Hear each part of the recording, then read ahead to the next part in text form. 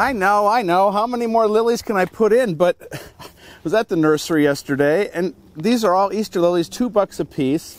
I'm sure your nursery has something like this laying around. Yes, that does not look great. That's why they're $2. But what's underneath there is a bulb that I'm going to plant now that is going to be spectacular next summer. I'm planning and investing in next year's garden, and this is just the start. We are into September, and get ready to work because there's a lot to do now to have a great garden in the spring. Look at all those lilies that need to be planted. And this one I just got for the $2. It's got buds on it. It's going to bloom. This is going into the vegetable garden now. Follow me. So on our way out, I picked up a couple things. This morning I found this hydrangea, Nico Blue, had layered itself. I just moved a pot around and this just kind of came out of the ground. So again, I'm going to plant this in the vegetable garden where the deer can't get it. And another thing to look at, our impatiens this year have not got impatient downy mildew. At least mine haven't, which is unusual because it's been so wet in the last few years. We get to about this part of the season and I start to lose them, but they're still going strong. We'll see if they keep going until frost. All right, let's continue our journey.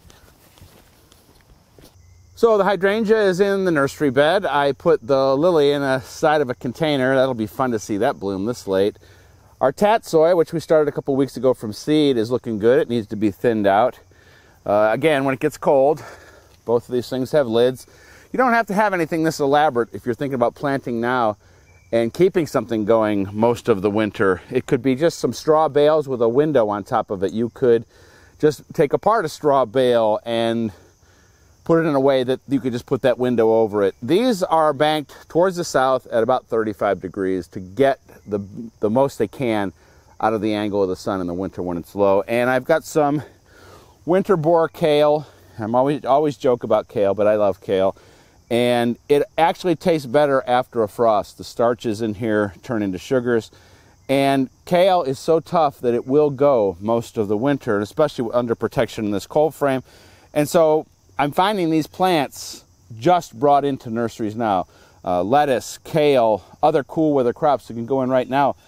And that's what we're going to do. This is nice compost here. I've been working in this cold frame for a few years now. We're just going to add our kale plants. And there's just something about being able to harvest when most people have just completely stopped gardening.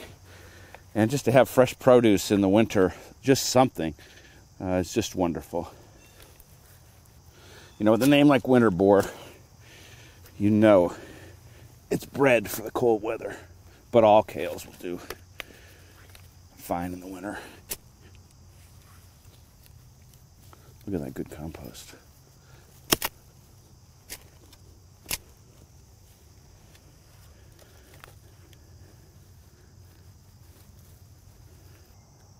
Well, this is very exciting. This is a daylily named after yours truly, and my full first name is Douglas with 2 S's. That was my mother's maiden name, and it's my son's middle name, so a family name. And Steve and Sarah Zolak, who breed daylilies down in Bell Vernon, actually named one after me, and I couldn't be more honored. And we're going to get it in the ground. We're going to grow it in the vegetable garden so the deer can't get to it. We're going to split it up because this is the only one there is, and so I want to put some of it here and some of it somewhere else, and just to ensure that it does its thing. So let's show you how easy that is. So daylilies are tough. I'm just going to split off a couple little parts and then put them in the ground at different places. That's all you need to do. Look, I know that might seem cruel, but this is going to be the best thing to perpetuate this plant. And the idea is going to be that I'm going to propagate this daylily and I'm going to somehow use it for charity. So maybe you'll be growing a Douglas Oster in your garden someday. Should I take another piece off? I think so. Let me grab that. Yeah. All right, I'm going to get this in the ground, give it some water, and then we got to talk about mums. Ladies and gentlemen, the world's smallest sunflower. These seeds must have been dropped here from a bird in this hanging basket.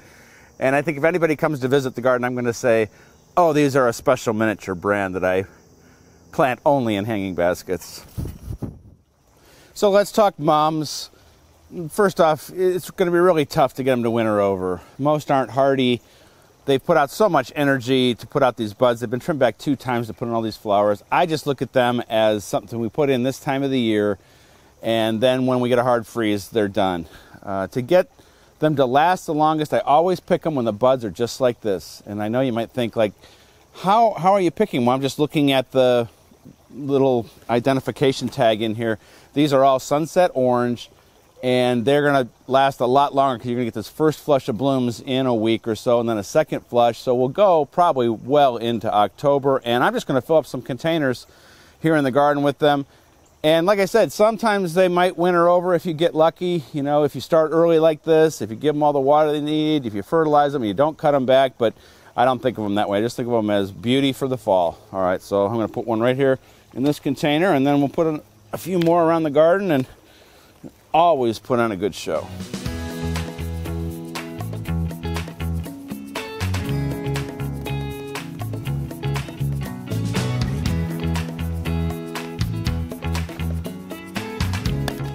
Look at those. I can't see that ever coming back. One in here, then we'll move to some other parts of the garden.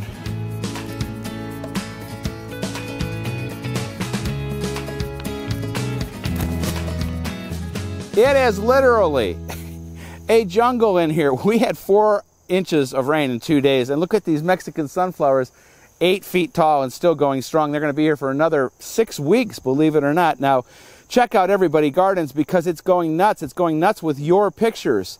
Go to the Your Garden section, upload your pictures, and you get a chance to win an I Wet My Plants t-shirt. All right, until next week, there's so much to do. Fall is going to be fun. We'll see you then.